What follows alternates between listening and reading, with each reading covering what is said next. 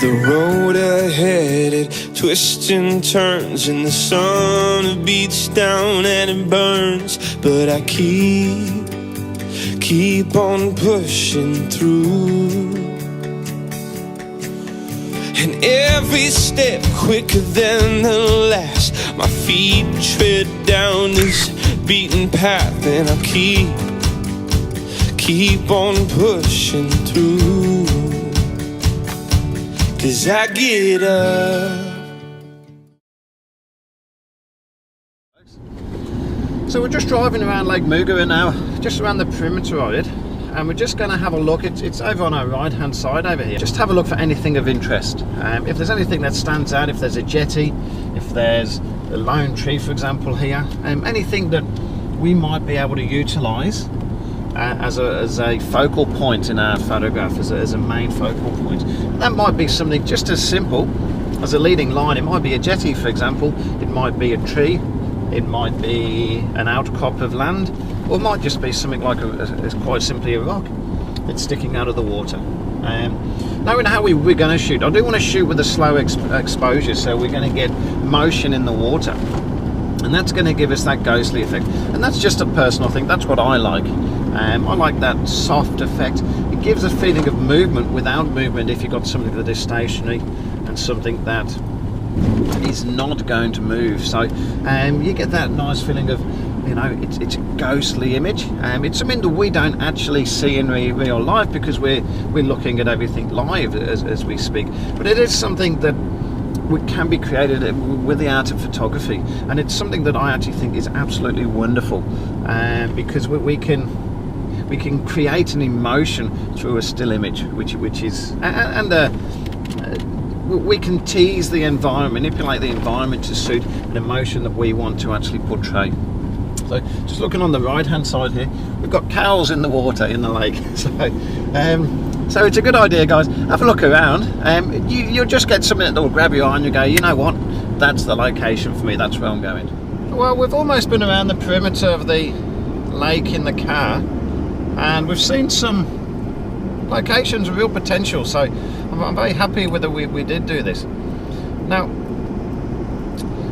just continuing around, we're nearly back at the campground, and I think it's always good to use every means possible to look for your best locations.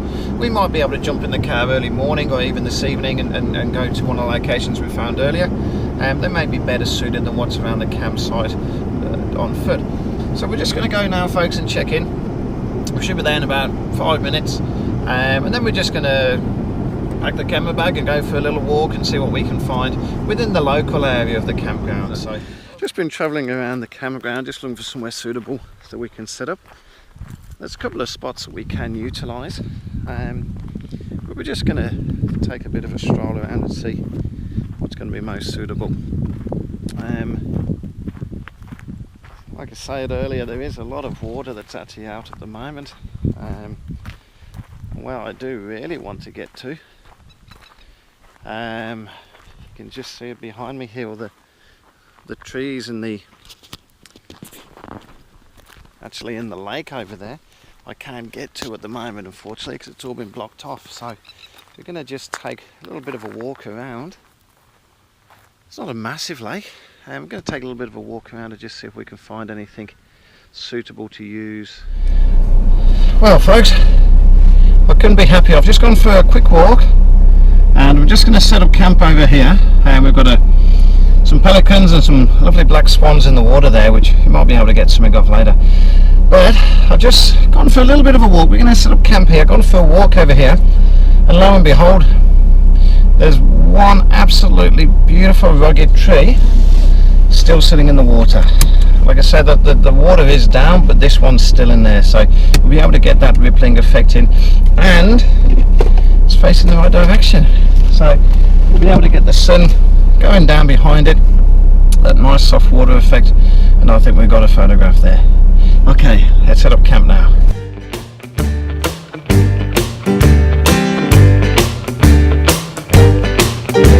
Alarm goes off at 5:15.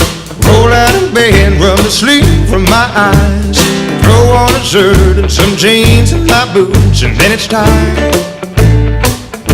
make that morning dry. Work all day till I'm totally beat. Get back home and fall right to sleep. Alarm goes off in the morning and the cycle's complete. G'day folks. Now we've got down here quite a bit early before the sunset, and as you can see it is blowing a gale, so we're going to be shooting very, very low. It also gives us a nice vantage point of the tree. And what we're going to do, because we are a little bit early, we're just going to put on a neutral density filter, not a gradual one, just a complete one. We'll just put that on the front of the lens there. So we're just going to have a little bit of a play and see if we can get the bright sunlight with these waves coming in. Now thankfully, due to the wind, it's really pushing these waves through very, very quickly. So let's see what we can capture through here. Now obviously, because we are worried about movement, we have got the tripod low, we've got it extended and very sturdy. So work, sleep, repeat. Yeah, work, sleep, that's all I ever do anymore. Work, sleep. Somewhere up the line I forgot what I was working for. Yeah, there goes life, looks like it ain't slowing down for me. All I ever do is work, sleep, repeat. Hey folks, well we're back in the car now. Just jumped into the tent, and that was just beautiful. I'm really happy with what we got today. Those not a lot of colour, but the the ghostly tree was just stunning, and that's one of the things we look for, is something with foreground, interest, and that definitely is interesting. That could be a black and white image, that can be colour, but just the ghostly water, the combination of the neutral density filters that we used, the slow shutter speeds, just beautiful, and the angles I think we got on these, just simplicity to a T, and that's gorgeous. So now I've just noticed as I went to bed, it's a full moon tonight, so the moon is already out, but I do need to get some shut eye because I'm exhausted, and set the alarm for literally every sort of hour throughout the night, just so we can poke our head out the tent and see where the moon's at and if there's anything interesting. So I'm thinking that tree tonight, with a ghostly, with a nice big full moon above it, casting a ghostly image, a ghostly light, would be absolutely superb. So let's pray for that in the morning. Okay, see you folks, good night. So folks, we've just come down now. It's 4:30 in the morning. We've just come down now to take a few photographs. You can see it is very dark, but we've got the moon just up here, and we've got the same tree we had last night, and we're going to do a very long exposure now. Let's just go and check up on this and see how that's going. What have we got there so far? 1 minute 30.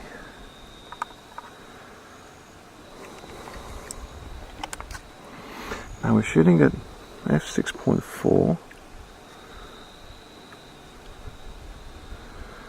but to be honest, it is very hard to get a gauge.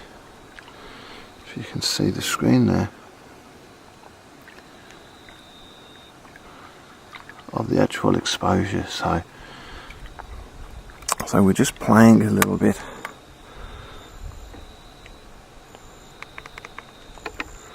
And seeing how we go. So you probably can't see me a great deal here, but we're just making the most of it. It's been a full moon all night. Been awake since 2:30 this morning. We're just literally waiting now to see if we can get some beautiful moon photographs. We've even got a cheeky bird in the tree there. How's that? Now, as you can see from looking at the back, we've just taken a photograph here. That's actually the moon that we're seeing in the distance here, and it's just absolutely stunning. So we positioned it strategically, so we've got the tip of the tree pointing towards the moon here. And then we've also got over to the right hand side here, we've got this lovely majestic mountain. So we've got, this is our scene if we zoom back. So if you have a look at the camera, and then we'll zoom out to the rest of it there. So as you can see, we're getting some lovely results from this. And we're not using many filters. We have put on the Koken filter system, and that's simply to darken the sky a little bit, because that moon is just so bright. We're using the Koken system here just to darken the sky a little bit and bring in a little bit more detail. So if I show you the shot we took before without the Koken, and that'll make a bit more sense.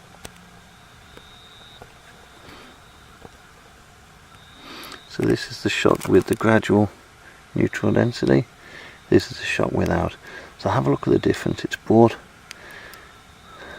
the sky into usable realms. It's actually, because we've allowed it to change the exposure, we've changed the exposure to brighten the water a little bit. It's brought that in nicely too. So we are getting to a shutter speed around about 40 seconds.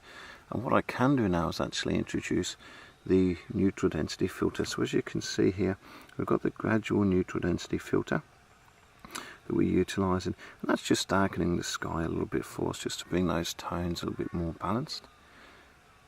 And we're going to introduce a neutral density filter now, just so we can go with slower shutter speeds.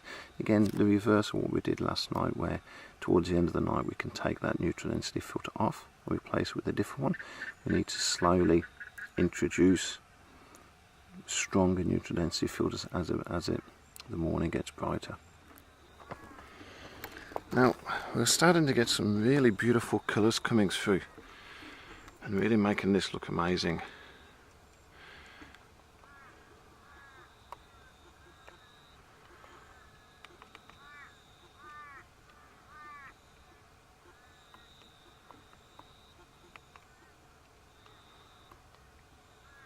There we go, sorry about that.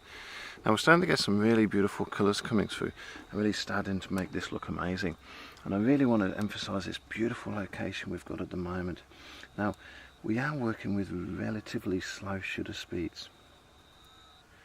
So we're working with 20 seconds at present, and that's given us some beautiful results. Let me just spin you around so you can see what we're looking at.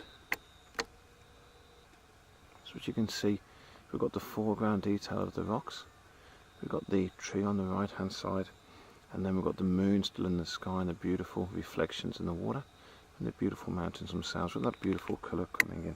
So let's stop that exposure, let's have a look at it.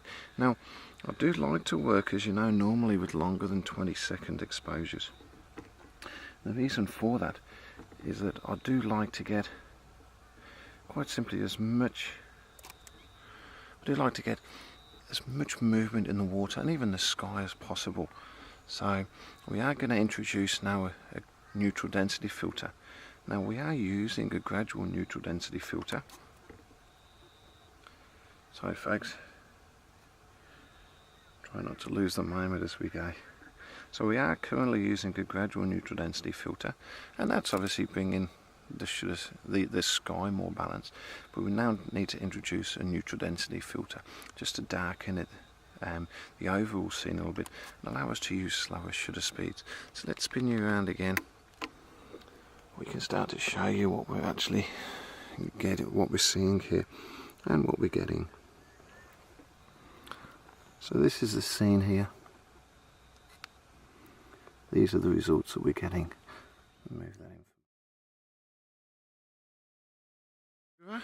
And we've been out since 4 o'clock this morning and it's already 6 o'clock. Wow, that's just flown by. And as you can see, just around us here, we've got the tree, the moon, some wonderful colours coming through as a result of the sun rising to behind the camera here to my right shoulder. Now we've just taken some photographs here. We're using a gradual neutral density filter to darken the sky a little bit, bring the sky into a more even tonal balance to the actual lake itself, which is obviously reflecting the sky anyway. And then we've introduced also a neutral density filter, and that's just to darken the whole of what's being led into the lens, and that's allowing us to shoot with a far slower shutter speed. So we're currently shooting 1/40th of a second, 40 seconds, which obviously 40 seconds, looking at the water we have here, 40 seconds is allowing us to capture all of these little ripples. These little ripples becoming a white ghostly effect. So let's have a look at what we've just taken, folks. And hopefully you'll agree. So this is the image that we've just taken here. So say the mountains on the right hand side, tree on the left hand side, gradual neutral density to balance the sky out a little bit, neutral density filter to allow for that soft water, that slow exposure. If we were to take off that neutral density filter, we'd actually be working with shutter speeds, even with the lowest ISO on this camera, we'd probably be working with shutter speeds of around about 6 seconds. And that's just not going to allow us enough time to capture this beautiful movement within the water that we're getting here now. Absolute stunning location. Couldn't be any happier with how today's gone. So here we are, folks, Lake Moogerah, and been an interesting couple of days, but tell you what, look at it, absolutely beautiful. And these photographs we've got, I'm excited to get back and edit. Absolutely beautiful. Thank you. The road ahead, it twists and turns, and the sun beats down and it burns, but I keep on pushing through. And every step quicker than the last, my feet tread down this beaten path, and I keep on pushing through.